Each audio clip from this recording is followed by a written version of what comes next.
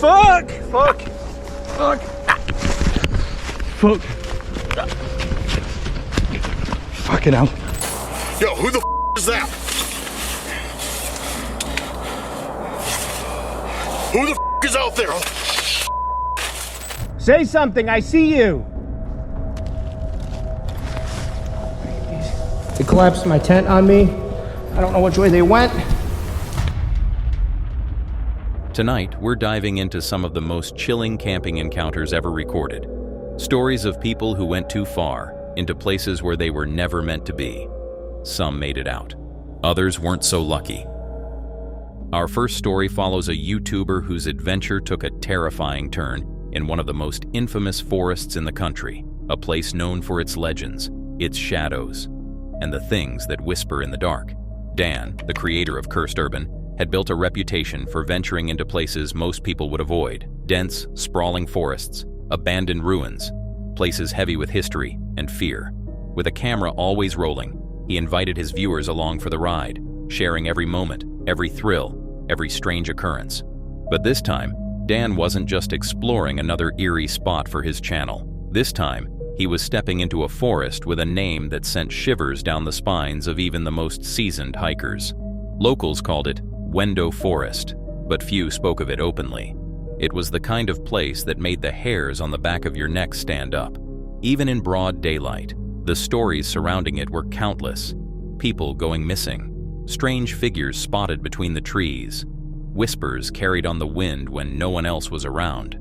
And then, of course, there was the legend of the Wendigo. A creature of Algonquin folklore, the Wendigo was said to be a monstrous, emaciated being with hollow eyes and a hunger that could never be satisfied. It was a spirit of greed, a thing born of starvation and cannibalism. And if the stories were to be believed, the cold only made it stronger. It was November 30th, 2024. The air was sharp, biting. The sky is a vast, endless black, swallowing the last remnants of warmth from the land. Dan had chosen this night, this place, knowing full well the stories. The recent report of a physical skinwalker sighting was only about 3 weeks ago. As the sun dipped below the horizon and the last of the campers disappeared down the winding trails, that sense of liveliness faded. The air grew thicker, heavier, and soon it was just Dan, alone. His chosen campsite was deep in the woods, nestled beside a clearing with a small bonfire crackling at its center. The glow flickered against the tree. He set up his tent, organized his gear, and got to work filming for his audience. Guys, so we got a reasonable fire going. Then, as he always did in places rumored to be haunted, he pulled out his spirit talker, a device meant to communicate with the other side. The woods were silent, still, until they weren't. A whistle rang out through the trees, sharp, clear, distinct.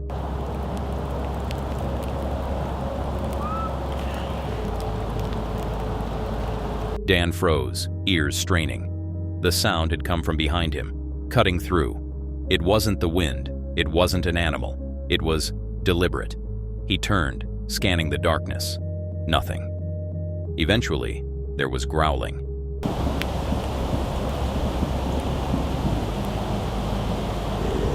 Oh! His breath came slow, measured. Maybe it was another camper, a hiker passing through, but something about it felt off. There was no rustling, no movement, just the whistle, then silence.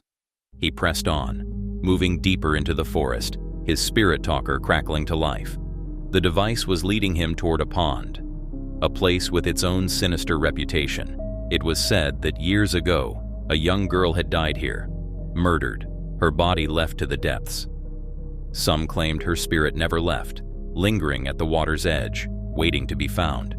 The air around the pond was different, colder, heavier. Then, footsteps. Not his own. What the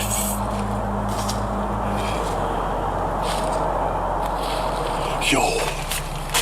There's somebody outside my tent.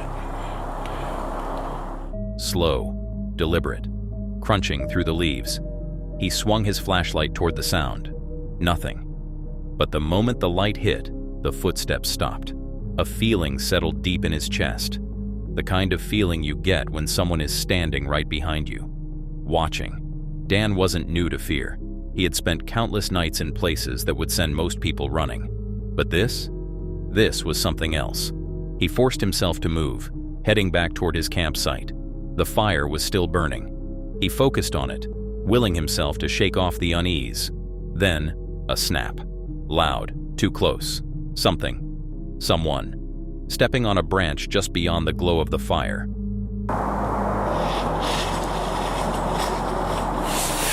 What the fuck? Dude, what is that?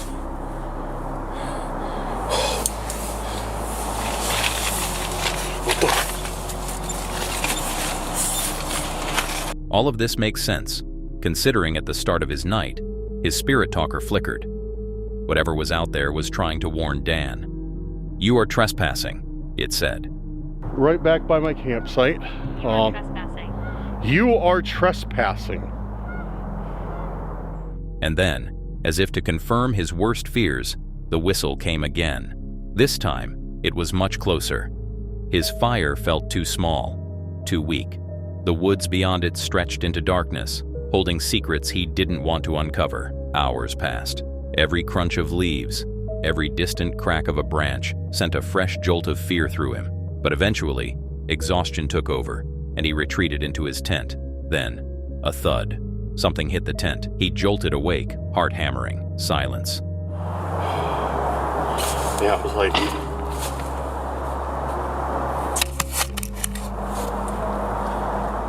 His flashlight refused to turn on. He shook it violently, muttering under his breath, until finally, it flickered back to life. He held his breath, listening, and that's when he heard it. Footsteps, slow, deliberate, circling the tent.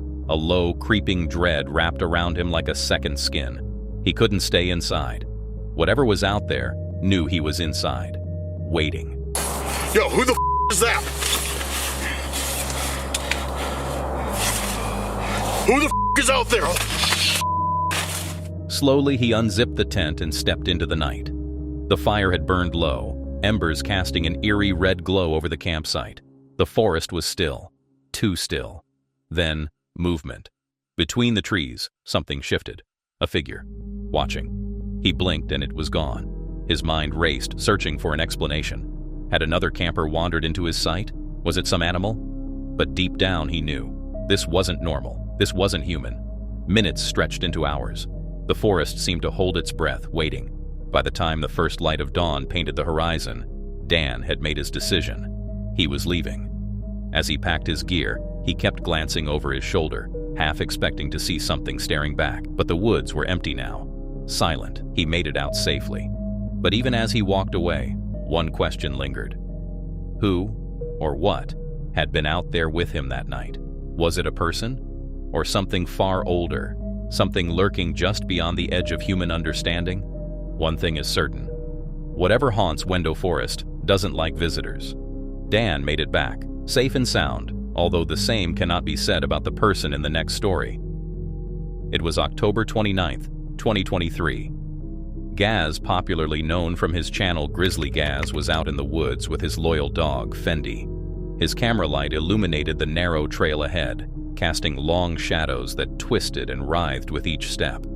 He had heard rumors about this place, whispers of strange gatherings, of pagans who performed rituals deep in the trees. A massive fallen tree was said to be their meeting spot, a place where the boundary between the natural and unnatural world thinned. And I've heard that pagans come in here to do their rituals. Is that what you want to call it? So I'm looking for, it's a large down tree. Most people would hear stories like that and turn the other way. But Gaz, he saw it as an opportunity. The hike was uneventful, but the deeper he went, the more the air seemed to change. It felt thick, heavy, as if the trees themselves were watching, their gnarled limbs stretching overhead like grasping fingers. And then, there it was, the fallen tree. I think I found it.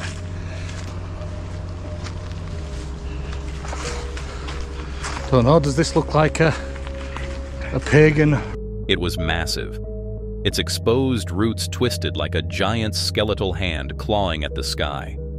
The earth around it was oddly barren, as if nothing wanted to grow there. A strange energy clung to the area, something Gaz couldn't quite place. He ignored the uneasy feeling creeping up his spine and got to work setting up camp. His tent, small and lightweight, was pitched nearby. The reflective markers on the guy lines would help him find his way back in the dark. But those same markers would also make him easier to find. The first few hours passed uneventfully. As night fully settled in, Gaz sat by his small fire, preparing a simple meal. The forest around him was too quiet. No chirping insects, no distant rustling, just the wind whispering through the trees, as if carrying a message he couldn't quite understand. Then, the night took a sinister turn. A snap, loud, hollow, like wood striking wood. That's nice, isn't it, mate?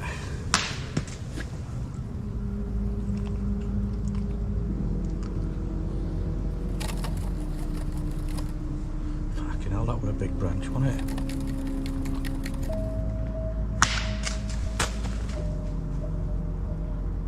Gaz froze. His first thought was maybe someone was chopping wood nearby. But then, footsteps, slow, heavy, circling his tent.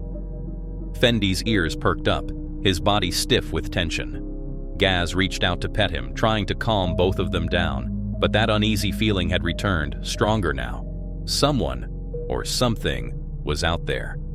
And then, the branches started falling. No, not falling, being thrown. Oi!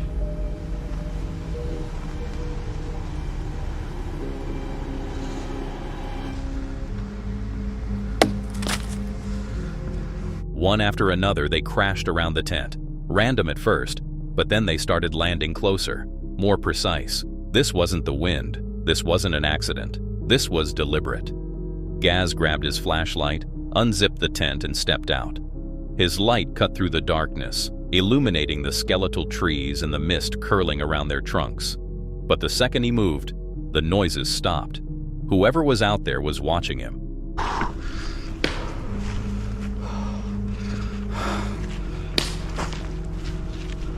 He turned slowly, scanning the area, but his flashlight beam revealed only emptiness. No movement, no sign of life. And yet, he felt it.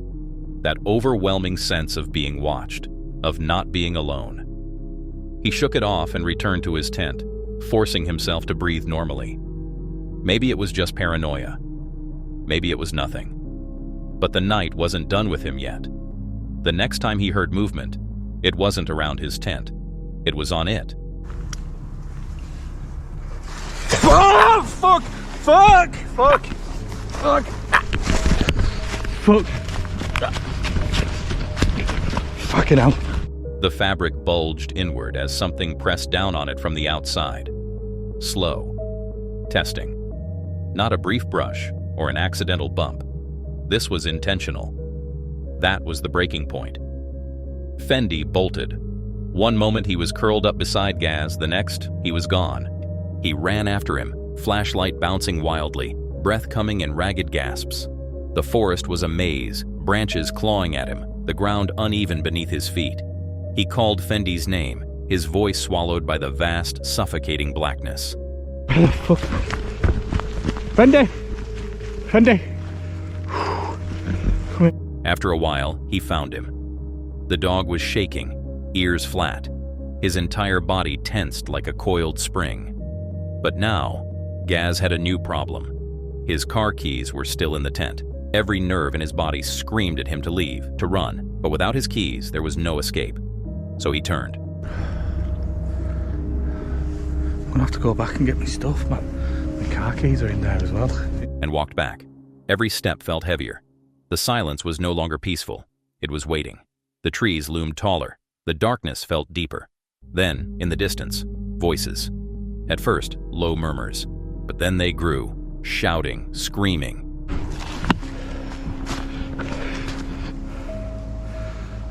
That's got to have been someone fucking around me there, hasn't it? It wasn't just one or two people. There were dozens. Men, their voices raw with fury, their footsteps pounding against the forest floor. And the worst part? They were running toward him. Gaz didn't stop to think. He ran. The camera caught everything: his ragged breathing, the wild bounce of his flashlight, the sheer terror in his voice as he muttered to himself, trying to keep his composure. He reached his tent, snatched his keys, grabbed whatever he could, and then he was gone. By the time he reached his car, he could barely keep his hand steady enough to start the engine. His mind was racing. His body was shaking. But he was safe. Or so he thought. The next morning, against all common sense, Gaz returned. The forest looked different in daylight, normal even, like nothing had happened. But as he reached his campsite, the truth became clear. Look at the state of it. Oh, come on, mate.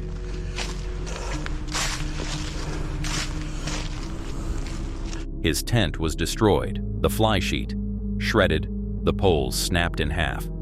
His gear was scattered or missing entirely. Whoever had been out there that night had waited for him to leave.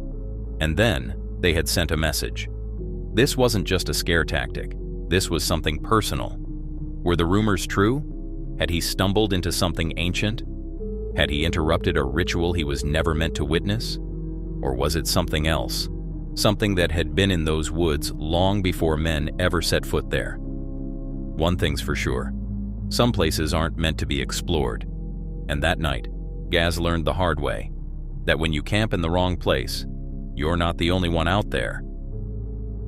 Our next story is about a seasoned YouTuber named Sam, who runs the YouTube channel The Northwest Wind, an experienced stealth camper from Cleveland, Ohio, who has been documenting his adventures since 2016.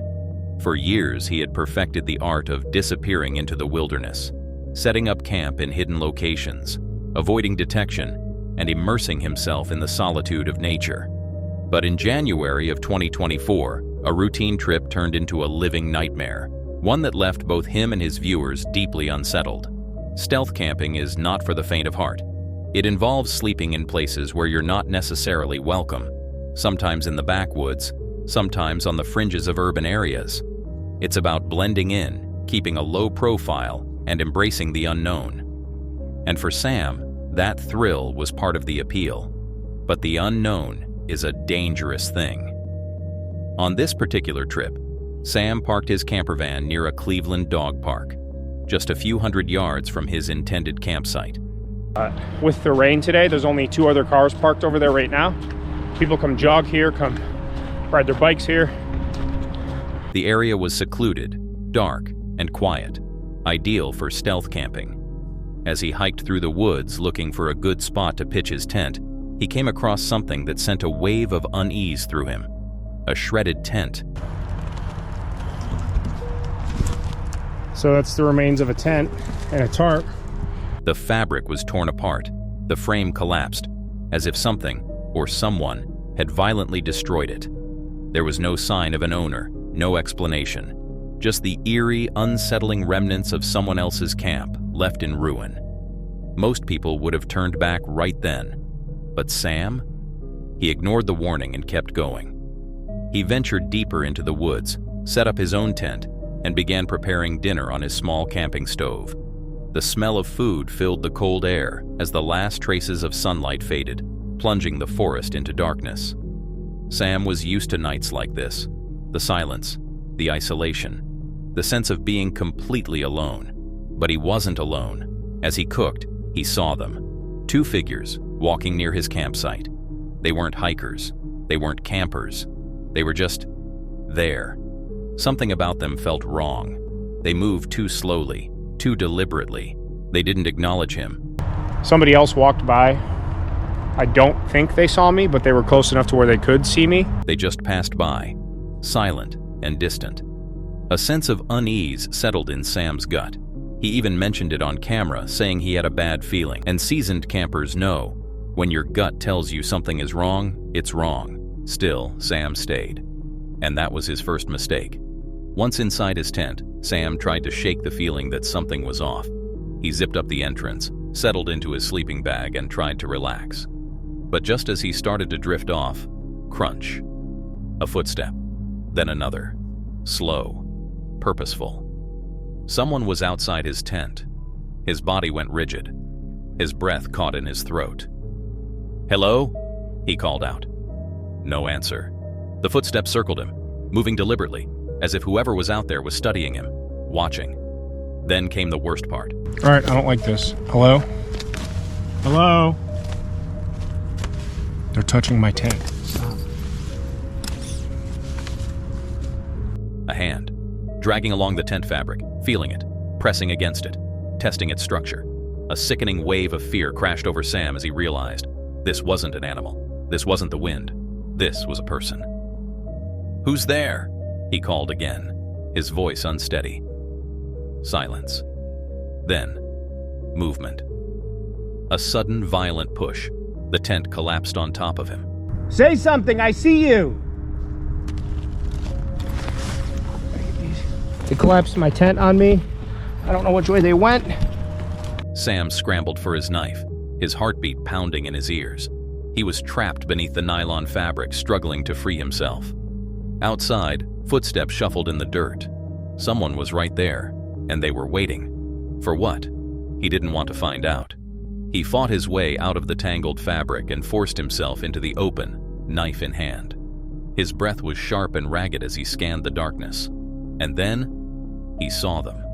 2 figures, standing perfectly still, just a few feet away. I see you! Get away! Watching. Sam's blood turned to ice. His mind screamed run, but his body was frozen. "Get away!" he shouted, trying to sound aggressive. But they didn't move. They just stood there, motionless, expressionless, like they were waiting for something worse. Finally, his instincts kicked in. He needed to go. Grabbing only the essentials, he bolted. The forest was a tangled mess of darkness, the trees towering over him like silent witnesses to his terror. He ran as fast as he could, his headlamp flickering against the night. But then, the footsteps. They were following him. Fast, gaining. And then, a new horror. Cigarette smoke. They were close enough that he could smell it. They weren't just chasing him. They wanted him to know they were close. They collapsed my tent on me and pulled the fly off while I was still in there. It smells like someone's smoking a cigarette too. I smell your cigarette! I smell your cigarette! He shouted, his voice shaking.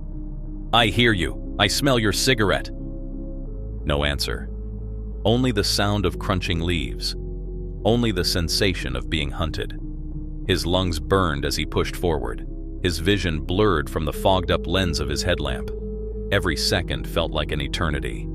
He had no idea how far behind they were. He had no idea what would happen if they caught him. But he wasn't about to find out. Then, salvation. The main trail, the dog park lights in the distance.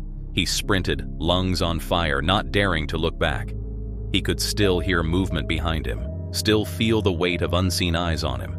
But the moment he reached his van, the sound stopped. All right, they're moving again. I don't know, I'm getting out of here. We're going. I'll come back for this some other time. All right, let's get the hell out of here. I'm leaving, don't follow me!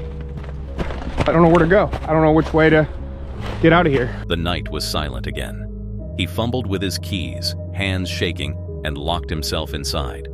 His breath came in shallow gasps as he turned the engine over and sped away. But the fear stayed with him. The next morning, against all logic, Sam returned to the site. Maybe it was curiosity. Maybe he needed proof. Maybe he just wanted answers. But what he found only deepened the mystery. His things were intact and untouched. If these people were thieves, they would have taken something. But they didn't. So what did they want? The way they circled his tent, the way they toyed with him, the way they stood there, staring, not running, not speaking. Some say it was just a cruel prank. Others think it was something far more sinister, a warning, a threat, or worse. But one thing is certain. That night, Sam made the right choice. He ran. And that may have been the only reason he survived.